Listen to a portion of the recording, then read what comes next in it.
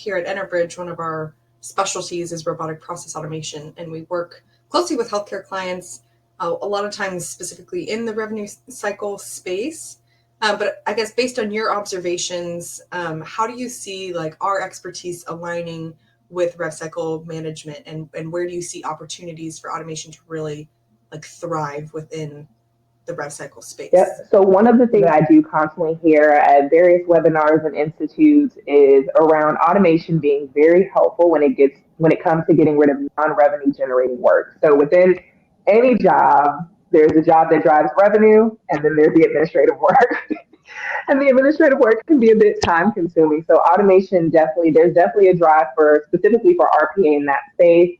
It can be something as simple as rebilling, because it's not always something super complex that needs to be corrected for a claim to be rebilled to the insurance payer. It could be screening. I know one client, they use RPA to screen financial assistance applications and figure out, hey, where can we find something for this self-pay client?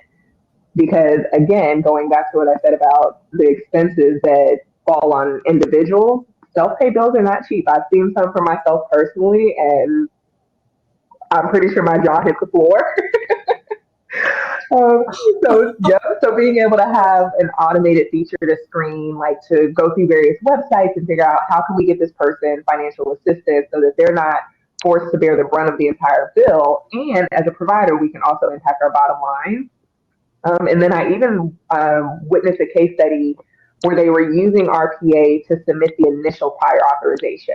Now, despite the complex guidelines that some payers have, there's still some services that can be easily approved, I believe through the online portals even. So having RPA to kind of go through and submit some of the less complex ones, and then having a person, if it gets denied for whatever reason, to be able to go through and, prove that medical necessity for approval. But some of those tasks are ones that come to mind in terms of how Enterbridge, who specialize in RPA, can really carve out a space for themselves within healthcare organizations.